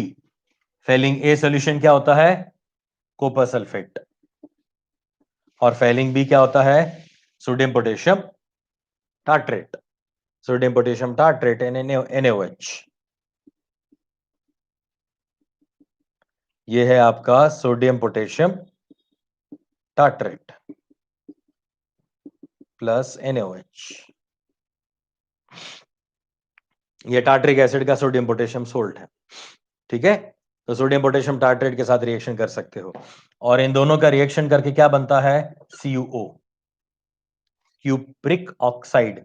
ये ब्लू कलर का होता है, और जब इसका रिएक्शन हम किसी भी एल्डिहाइड के साथ करें, CuO का रिएक्शन हम एल्डिहाइड के साथ कर रहे हैं, खैर बेस तो होता ही है, बेस की प्रेजेंस में होता है ऑक्सीडेशन, तो क्या बन जाएगा, RCOOH प्लस Cu2O। ये रेड कलर के प्रेसिपिटेट्स होते हैं, red brown, dark red colour नहीं होता मगर ब्राउनिश कलर होता है, मरून जैसा।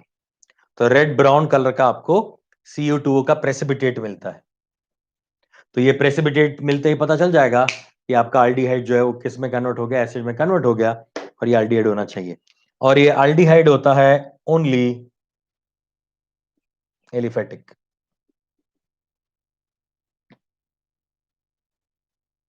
ठीक है, ये ओनली एलिफेटिक एल्डिहाइड होता है, एरोमेटिक एल्डिहाइड के साथ फेलिंग रिएक्शन नहीं होती। तो ये क्लियर है, टॉलेंस रिएक्शन एलिफेटिक एरोमेटिक दोनों एल्डिहाइड के साथ हो सकता है, फेलिंग टेस्ट सिर्फ एलिफेटिक एल्डिहाइड के साथ हो सकता है। तो यहां भी आ गया देखो, अब मुझे मान लो एसिटाल्डिहाइड और बेंजाल्डिहाइड को अलग करना है, एसिटाल्डिहाइड और बेंजाल्डिहाइड को अलग करना है, तो मैं क्या कर सकता हूं, उसको डिस्टिंग्विश करने का तरीका क्या है, फेलिंग टेस्ट। फेरिंग टेस्ट करोगे तो आपका जो एलिफेटिक एल्डिहाइड है वो और एरोमेटिक एल्डिहाइड दोनों अलग हो जाएंगे। एरोमेटिक के साथ ये फेलिंग टेस्ट होगा ही नहीं, जबकि एलिफेटिक जो होगा उसके साथ हो पाएगा, एसिड एल्डिहाइड के साथ होगा। तो फेलिंग टेस्ट से हम एरोमेटिक और एलिफेटिक एल्डिहाइड को भी अलग कर सकते हैं। क्लियर हो रहा है इतना सबको? Right, so this is Tollens and Fehling. Okay, मिटा दें? चलिए एक इंटरेस्टिंग चीज बताता हूं।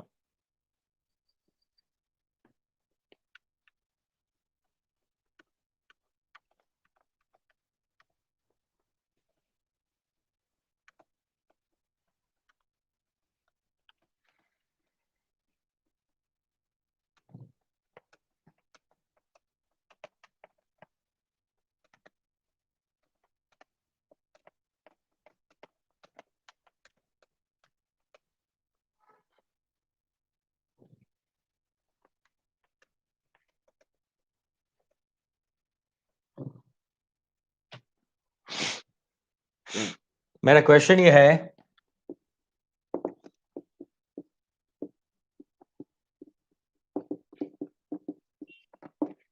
Can you distinguish glucose and fructose by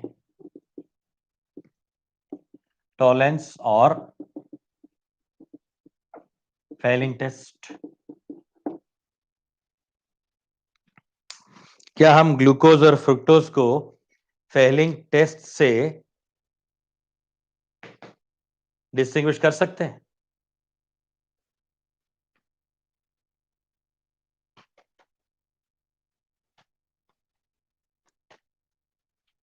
बताओ, लगाओ दिमाग और आंसर बताओ मुझे।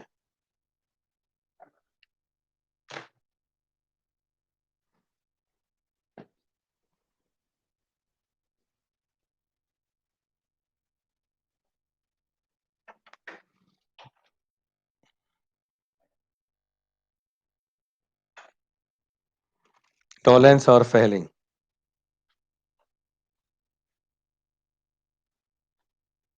यस कर सकते हैं। अच्छा,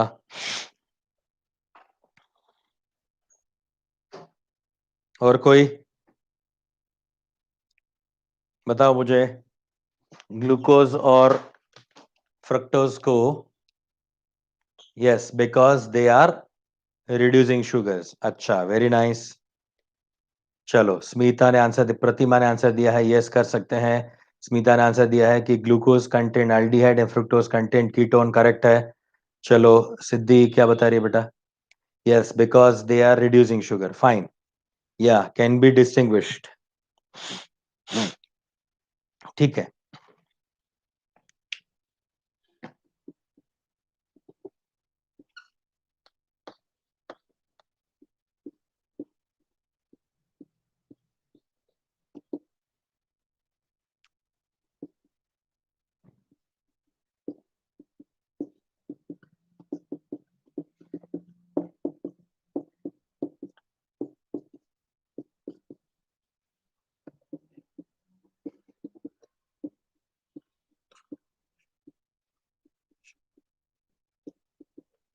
CHO OH OH C double bond O OH H and H। ये आपका ग्लूकोज है और ये है फ्रुक्टोज। ठीक है, ग्लूकोज।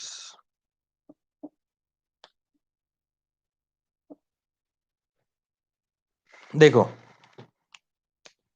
यहां पे है एल्डिहाइड, यहां पे है कीटोन। मतलब टॉलेंस और फेलिंग के लिए अभी हमने बताया आपको कि टॉलेंस और फेलिंग जो है वो इस एल्डिहाइड के साथ रिएक्ट कर सकता है, कीटोन के साथ वो रिएक्ट नहीं करता है ना। दोनों एल्डिहाइड के साथ कर सकता है, कीटोन के साथ नहीं कर सकता। मतलब पहली नजर में आपको इन दोनों रिएजेंट से इन दोनों को डिस्टिंग्विश करना दिखाई देगा। हाँ, वेरी नाइस, सही है, ये दोनों डिस्टिंग्विश हो सकते हैं, मगर ये गलत है। आप ग्लूकोज और फ्रुक्टोज को टॉलेंस फेलिंग दोनों के साथ रिएक्ट करवा सकते हो, दोनों को। ये एल्डिहाइड होते हुए भी रिएक्ट करता है, ये कीटोन होते हुए भी रिएक्ट करता है। अब रीजन बताता हूं ऐसा क्यों, ऐसा क्यों हो रहा है, इसका रीजन देखो। देखो, ये वाला आपका कंपाउंड जो है कि कीटोन वाला कंपाउंड, इसी को हम फोकस कर रहे हैं। एल्डिहाइड तो समझ सकते हो ना, एल्डिहाइड तो दोनों के साथ रिएक्ट कर सकता है। अब ये कैसे रिएक्ट करता है वो देखना है, राइट। देखो, ये आपके पास सी डबल बॉन्ड ओ है और इसके अल्फा यानी सी डबल बॉन्ड ओ के अल्फा कार्बन पर हाइड्रोजन है। तो ये अल्फा कार्बन वाला हाइड्रोजन जो है वो इस ऑक्सीजन पे आ सकता है, जिसको बोलते हैं टोटोमेरिज्म। इसको बोला जाता है टोटोमेरिज्म। ये है आपका CH, ये OH, यहां पे डबल बॉन्ड O, ये OH, ऐसा हो जाएगा। यहां पे तो नीचे वाला कार्बन का चेन एज इट इज, नीचे वाली चेन को तो कोई फर्क ही नहीं पड़ा ना, ये तो एज इट इज हम लिख देंगे वापस, ठीक है। यहां पे क्या हुआ, टोटोमेरिज्म।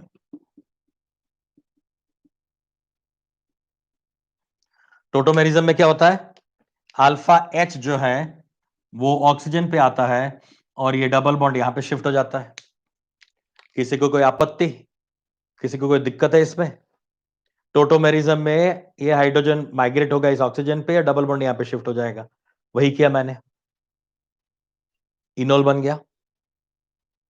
अब एक और स्टेप भी हो सकता है, इस डबल बॉन्ड का इस OH के साथ भी टोटोमेरिज्म हो सकता है। Again tautomerism, again tautomerism. इसमें क्या होगा, ये वाला हाइड्रोजन जो है वो यहां पे शिफ्ट हो जाएगा और डबल बॉन्ड यहां पे आ जाएगा। अपोजिट साइड में चलते हैं, वो वाला हाइड्रोजन जो है वो इस कार्बन पे शिफ्ट हो जाएगा और ये डबल बॉन्ड ऊपर चला जाएगा ऑक्सीजन के साथ।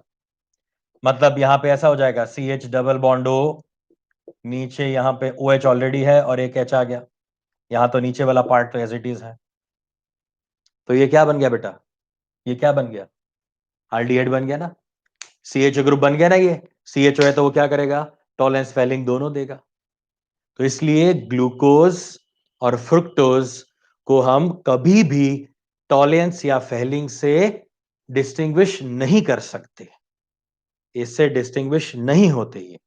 ये बहुत ही बड़ा मिसकंसेप्ट है और ज्यादातर लोग ऐसे ही मान लेते हैं, ऐसे ही देख के बता देते हैं कि कीटोन है ना तो नहीं करेगा ये टॉलेंस फेलिंग। अरे ऐसा कैसे, ये तो इंटर कन्वर्ट होता है। टोटोमेरिज्म क्या उड़ जाएगा, इस कंपाउंड में नहीं अप्लाई होगा, बाकी दुनिया भर में अप्लाई होता है, इसमें नहीं अप्लाई होगा? नो, ये टोटोमराइज होके एल्डिहाइड में कन्वर्ट हो जाता है। Glucose and fructose are interconvertible बेटा, ये इंटर कन्वर्ट होते रहते हैं एक दूसरे के अंदर, है ना। तो ये ग्लूकोज और फ्रुक्टोज को हम डिस्टिंग्विश नहीं कर सकते टॉलेंस से और फेलिंग से। तो क्वेश्चन आता है तो किससे कर सकते हैं, तो इनको डिस्टिंग्विश कैसे करोगे? कर सकते हो इसको डिस्टिंग्विश, इसका रिएक्शन करो Br2 वाटर के साथ, Br2H2O के साथ रिएक्शन करो दोनों का। Br2H2O जो है वो क्या है, ऑक्सीडाइजिंग एजेंट है जो सिर्फ एल्डिहाइड को ऑक्सीडाइज करते हैं। Br2H2O सिर्फ एल्डिहाइड को ऑक्सीडाइज करता है। एल्डिहाइड को किस में कन्वर्ट कर देगा, वो एल्डिहाइड को कन्वर्ट कर देगा COOH में। इसको किस में कन्वर्ट करेगा, किसी में नहीं, किसी में कन्वर्ट नहीं होता ये। Are you getting a point? ये तो अल्कोहल है, ये कीटोन है। तो Br2H2O जो है वो इन दोनों को डिस्टिंग्विश करने के लिए आप यूज कर सकते हो। ठीक है, ये बात क्लियर हो गई सबको? अच्छा, कोई बोलेगा सर कोई और रास्ता है? हाँ है ना, हाइड्रोजन पेरोक्साइड ले लो, हाइड्रोजन पेरोक्साइड के साथ दोनों का रिएक्शन कराओ। मैंने बताया था ना, वो रिडक्टिव और ऑक्सीडेटिव ओजोन लिसिस में हाइड्रोजन पेरोक्साइड किसका ऑक्सीडेशन कर सकता है, सिर्फ एल्डिहाइड का, कीटोन का नहीं करता वो, कीटोन का वो नहीं कर सकता। मतलब कीटोन के साथ आप जिंक यूज करो ना करो कोई फर्क नहीं पड़ता, वो ऑक्सीडाइज होने वाला ही नहीं है, वो भी माइल्ड ऑक्सीडाइजिंग एजेंट है। अच्छा, अभी दिल नहीं भरा, और चाहिए तो ले लो ना CrO2Cl2, ले लो CrO3 एसिटिक एनहाइड्राइड, ले लो वो आपका pyridine हाइड्रोक्लोराइड, है ना, pyridine हाइड्रोक्लोराइड, वो सारे भी ले सकते हो, मगर वो रिएक्शन इसके साथ करेगा, ये अल्कोहल है उसको एल्डिहाइड में कन्वर्ट करेगा, इसके साथ रिएक्शन नहीं करेगा। वो जो मैंने अभी बोले CrO2 CrO3, या फिर आपका वो क्रोमाइल क्लोराइड वाला पिरिडीनियम क्लोरोक्रोमेट, पीसीसी, पिरिडीनियम क्लोरोक्रोमेट, वो इस अल्कोहल को एल्डिहाइड में कन्वर्ट करेगा, एल्डिहाइड को कुछ नहीं करेगा। तो इससे पता चल जाएगा। Is it okay? ये क्लियर है? ब्यूटीफुल सा कंसेप्ट है, बहुत बढ़िया सा कंसेप्ट है, दिमाग में रखना, पूछा जा सकता है कभी भी, राइट? आगे बढ़े? यस, हमारे पास टाइम है अभी, वेरी नाइस। चलो आगे बढ़ते हैं। ये हो गया ना सबको? क्लियर हो गया ना? हटा दें? यस।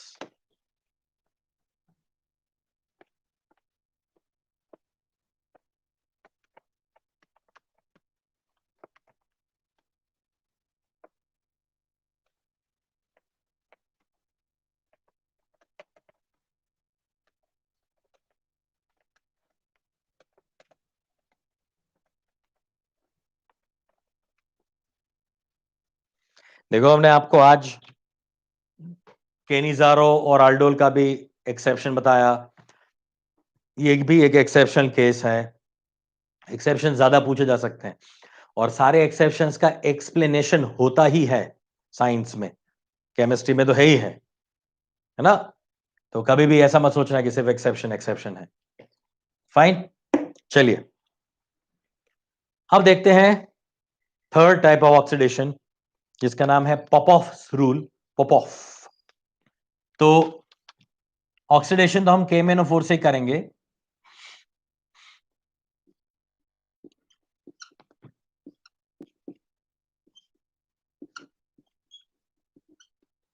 एसीटोन है लेट से, इसका ऑक्सीडेशन कर रहे हैं हम KMnO4 KOH से। तो स्ट्रॉन्ग कंडीशन है delta, high temperature, high concentration of KMnO4 KOH, strong oxidising agent. तो ये कीटोन जो है उसका कन्वर्जन हो जाएगा एसिड में। ये स्पेशली कीटोन्स के लिए है, अल्डिहाइड का तो खैर हो ही जाएगा, अल्डिहाइड तो एसिड में कन्वर्ट हो ही जाएगा, मगर अभी हम बता रहे थे कि कीटोन का ऑक्सीडेशन नहीं होता। अभी मैंने एग्जांपल दिया ना कि वो वीक ऑक्सीडाइजिंग एजेंट जो है वो कीटोन को ऑक्सीडाइज नहीं कर सकता, हाइड्रोजन पेरोक्साइड हो गया, H2Br2 हो गया, इस तरह से। ठीक है, अब जब मैं strong oxidising agent KMnO4 KOH लेता हूं तो क्या बनेगा? तो मान लो मैंने यहां से ब्रेक किया, तो ये वाला पार्ट ऑक्सीडाइज होकर बन जाएगा एसिटिक एसिड, ये बनेगा फॉर्मिक एसिड, ये बन जाएगा CH3COOH और ये बन जाएगा HCOOH। दोनों का ऑक्सीडेशन होकर एसिड में कन्वर्जन हो जाएगा। आप कोई बोलेगा सर ये वाला बॉन्ड नहीं ब्रेक करना है मुझे, ये वाला बॉन्ड ब्रेक करना है, ये वाला बॉन्ड मुझे ब्रेक करना है, तो भी यही बनेगा ना, ये फॉर्माल्डिहाइड बन जाएगा, ये एसिटाल्डिहाइड बन जाएगा। It doesn't make any difference. यहां तो ये दोनों ब्रेकिंग जो है, ये दोनों बॉन्ड ब्रेकिंग जो है वो सेम है। ये ए टाइप का बॉन्ड ब्रेकिंग है तो ये भी ए टाइप का ही बॉन्ड ब्रेकिंग है, दोनों सेम टाइप के बॉन्ड ब्रेकिंग है, क्योंकि आपका कीटोन जो है वो क्या है, सिमेट्रिकल है। ये कीटोन आपका सिमेट्रिकल है। अब अगर एसिमेट्रिकल कीटोन आता है, जैसे कि ये वाला कीटोन हो गया, ये एसिमेट्रिकल कीटोन है बेटा, ये सिमेट्रिकल है। वो कैसे पता करते हो? तो फंक्शन ग्रुप के दोनों साइड के ग्रुप देख लो,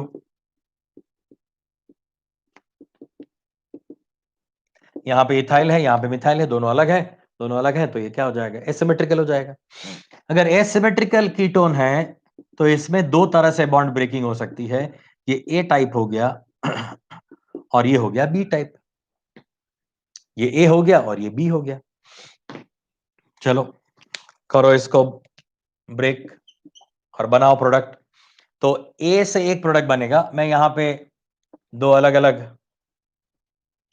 रिएक्शन दिखा देता हूं, हाँ इससे, क्योंकि एक प्रोडक्ट मुझे मिलेगी ए वाले बॉन्ड को ब्रेक करने से और दूसरी दो प्रोडक्ट मिलेगी मुझे ये बी वाला बॉन्ड ब्रेक करने की वजह से। ए वाला बॉन्ड ब्रेक करता हूं मैं पहले, ए वाला ब्रेक करोगे जिस तरफ दो कार्बन, इस तरफ दो कार्बन, तो 2 मोल्स ऑफ क्या बन जाएगा, एसिटिक एसिड। ये बन जाएगा CH3COOH। जितने भी कार्बन है वो कार्बन किस में कन्वर्ट होने वाले हैं? कार्बोक्सिलिक एसिड में। यानी ये दो कार्बन है तो इसमें से ये कार्बोक्सिलिक एसिड बन गया, इसका भी CO कार्बोक्सिलिक एसिड बन गया, मतलब दो दो कार्बन वाला एसिडिक एसिड बन गया। अगर हम बी टाइप का बॉन्ड ब्रेकिंग कर रहे हैं, बी टाइप का बॉन्ड ब्रेकिंग हो रहा है, लेट्स सपोज, तो बी टाइप के बॉन्ड ब्रेकिंग में इस तरफ एक कार्बन रहता है, उस तरफ 3 रहते हैं, मतलब ये बन जाता है फॉर्मिक एसिड, और ये वाला क्या बन जाता है? 1 2 3 प्रोपेनोइक एसिड। 3 कार्बन वाला प्रोपेनोइक एसिड बन जाएगा। अब क्वेश्चन ये है कि जब भी एसिमेट्रिक ऐसा बॉन्ड ब्रेकिंग होगा तो कौन सा ए या बी वाला, कौन सा बॉन्ड ज्यादा इजीली ब्रेक होगा या फिर ज्यादा पॉसिबल है कि बनेगा? इसके लिए दिमाग लगाओ, मुझे बताओ जल्दी। ए वाला ज्यादा प्रेफरेबल होगा या बी वाला ज्यादा प्रेफरेबल होगा? सिर्फ इतना ही बताओ, ए या बी। माइनर और मेजर क्या होगा वो बताओ। ए माइनर प्रोडक्ट होगा या बी से माइनर प्रोडक्ट बनेगा? ए से मेजर होगा या बी से मेजर होगा? ऐसा बताओ जल्दी।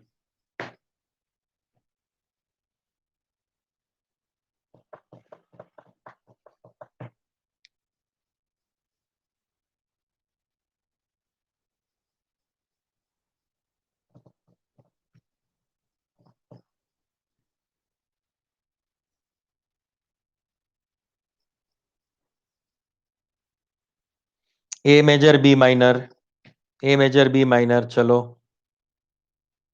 ए मेजर बी माइनर, सही है, चलो वेरी नाइस। ए वाला जो है वो क्या हो जाएगा? ये मेजर हो जाएगा और ये माइनर प्रोडक्ट बनाएगा।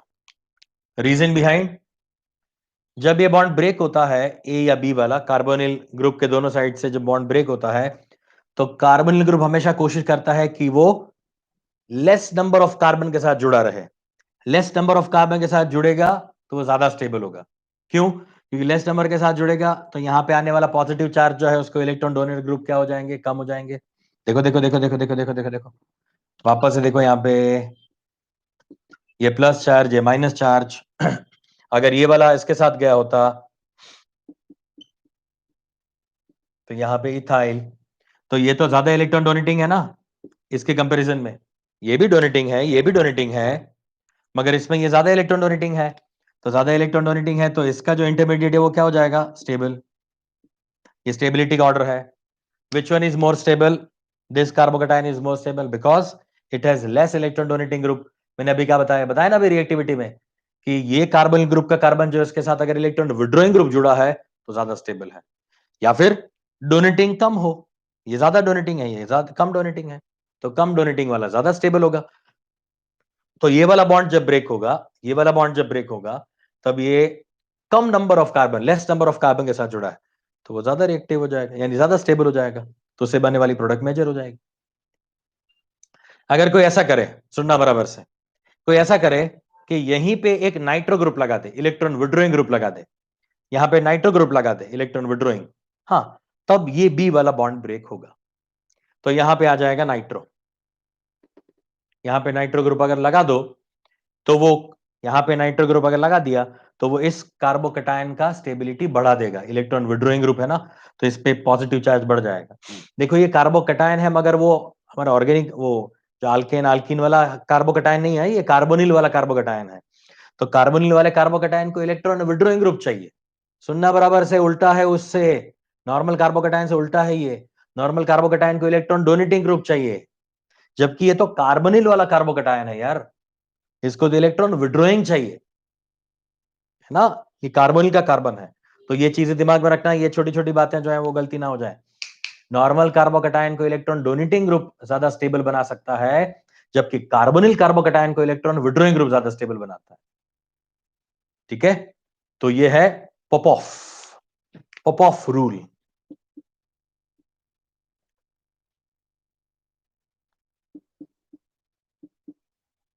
पॉपॉफ, पॉपॉफ रूल, ठीक है ना। इतना क्लियर है? सो that's all about the oxidation of aldehyde ketone. चलिए यहां तक रुकते हैं हम आज, और नेक्स्ट लेक्चर में हम वापस यहाँ पे एक रिडक्शन वाला पार्ट बचा है वो खत्म करते हैं और नया टॉपिक शुरू करते हैं। ठीक है, चलिए, टेक केयर, सायोनारा।